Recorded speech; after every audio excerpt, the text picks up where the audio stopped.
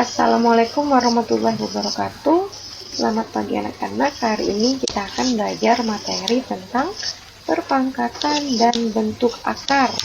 Ini masih bab 1 karena kita masih di awal semester ganjil. Ibu akan membahas pertama kali itu materi perpangkatan.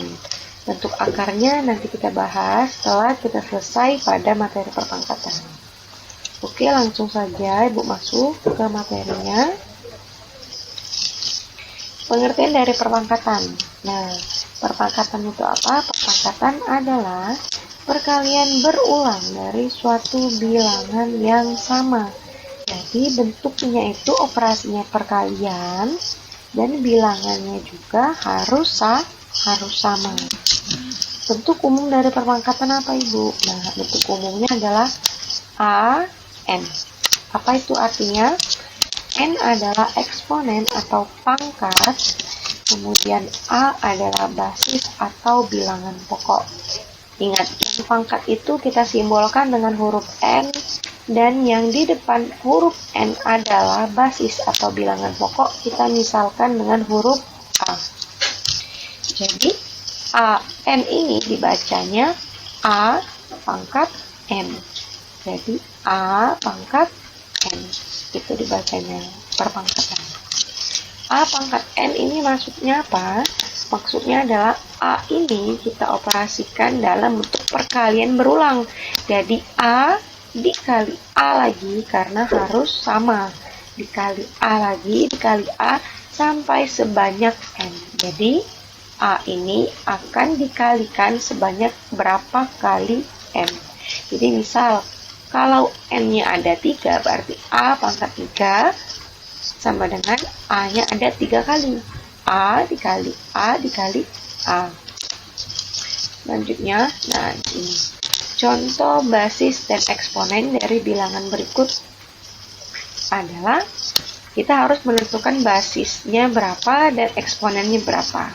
Basis adalah bilangan pokok, bilangan yang di depan dari si pangkat. Dan pangkat itu ya eksponen artinya. Berarti basis di sini 2, eksponennya berapa nak? 3. Selanjutnya B. Nah, di sini ingat, basis itu bilangan pokok yang mana ada di depan. Tapi kalau di depan atau bilangan pokoknya itu ada sebuah tanda negatif, berarti basisnya menjadi negatif 2. Dengan syarat angkanya tadi harus di dalam kurung bersamaan dengan si bersamaan dengan si tanda negatif di depannya tadi. Nah, jadi kalau tanda negatif itu berada di depan basis atau bilangan pokok, maka basisnya juga akan berbentuk negatif dan eksponennya berapa nanti? Lain halnya apabila tanda negatif ini berada di luar dari kurung. Jadi, si 2 ini atau basisnya tetap bernilai positif dan eksponennya bernilai positif juga. Tanda negatifnya itu akan dikalikan dengan hasil perpangkatan.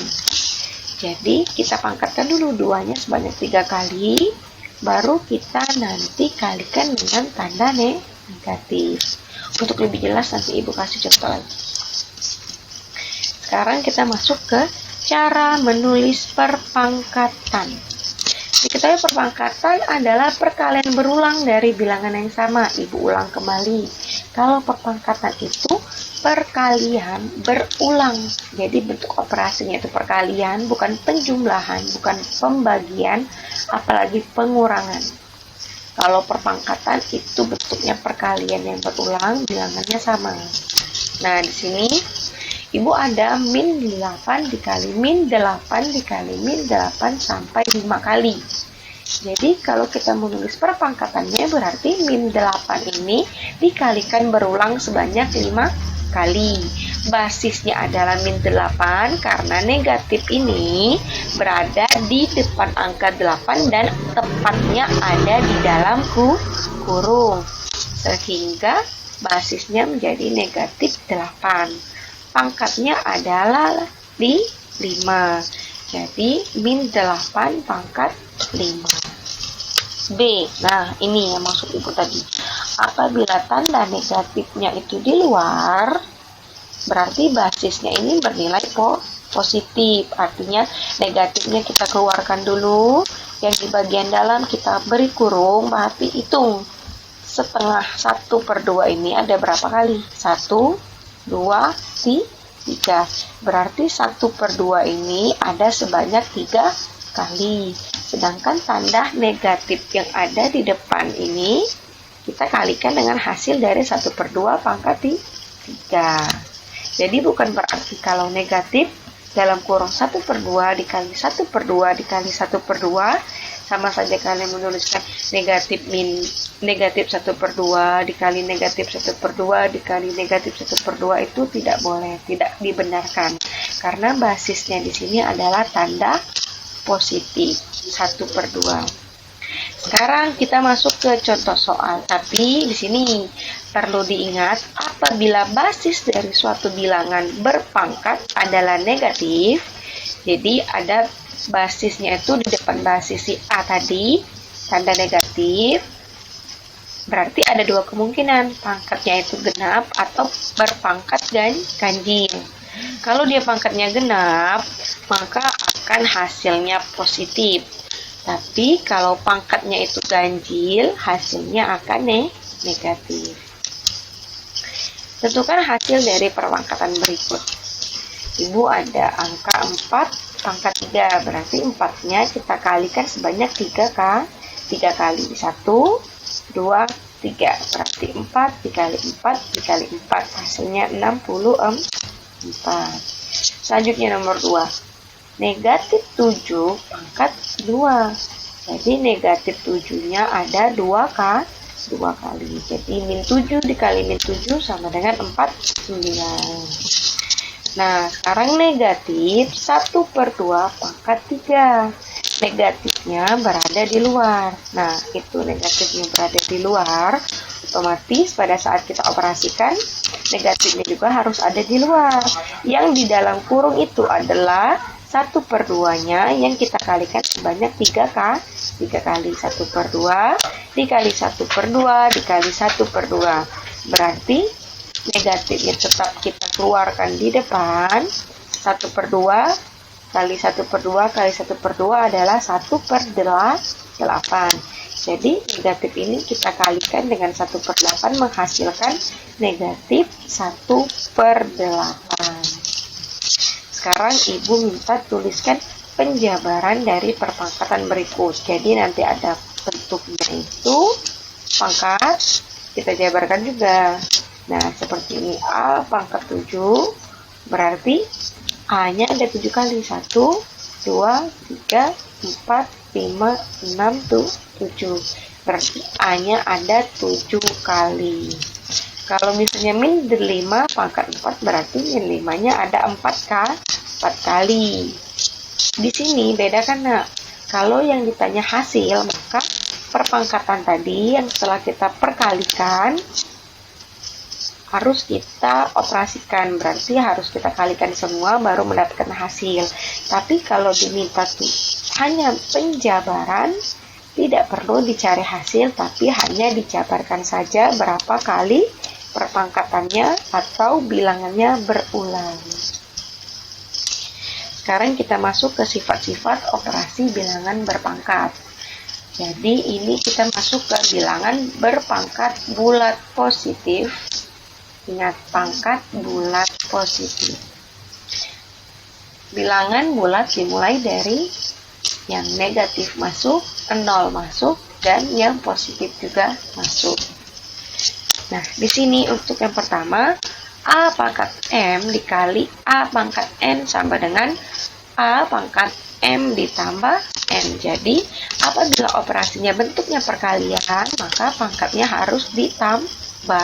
Dengan syarat basisnya ini harus sama. A harus dengan A. Tidak boleh A dengan B, karena itu tidak berlaku sifat operasi bilangan berpangkatnya. Beda halnya apabila operasinya bentuknya pembagian.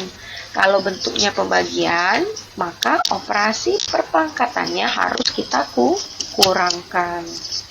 Kemudian nomor 3, apabila di dalam kurung itu ada pangkat, yaitu pangkat M, dan di luar kurung juga ada pangkat, yaitu pangkat N, maka si basis tadi dengan pangkat M kita kalikan dengan pangkat yang di luar kurung. Jadi M dikali N menjadi N.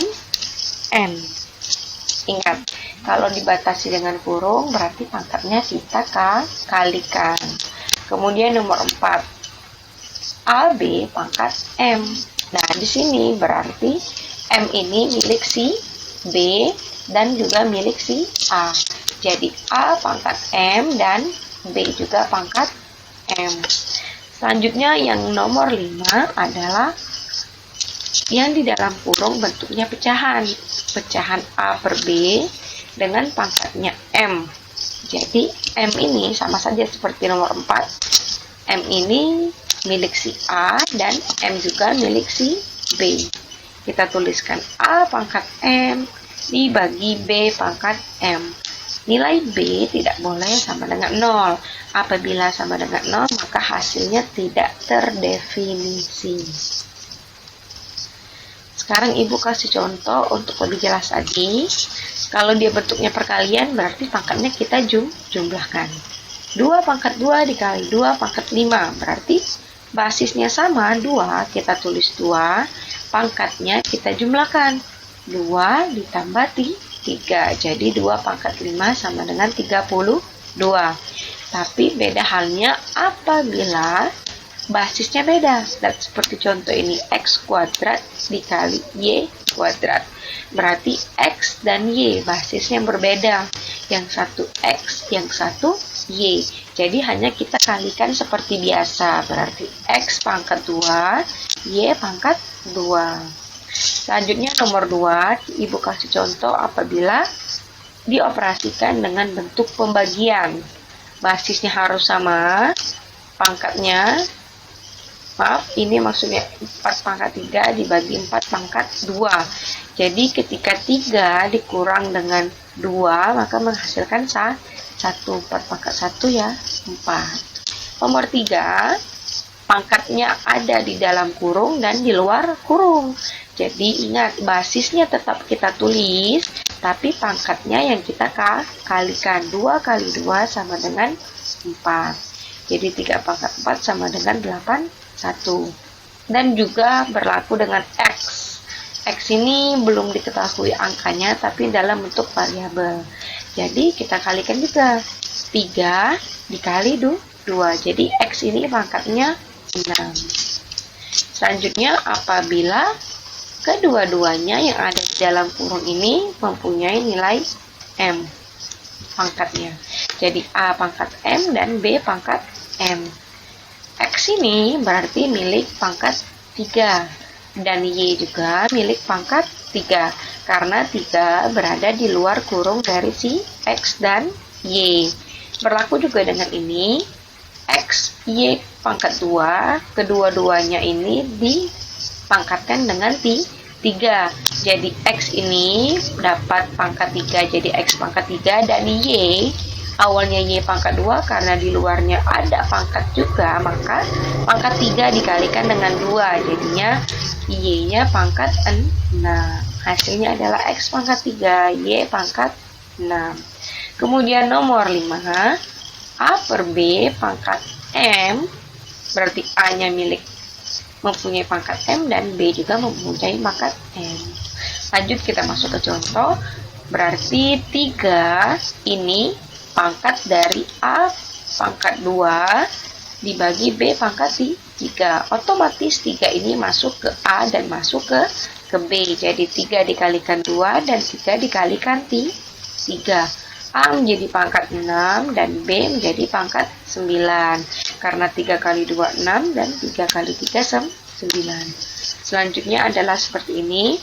A pangkat 2, B pangkat 4 dibagi A, B pangkat 3. Yang dimana dalam kurung ini kita pangkatkan sebanyak 3 kali. Berarti A ini, A pangkat 2 ini juga berpangkat 3, berarti A 2 dikali 3, B 4 dikali 3 dibagi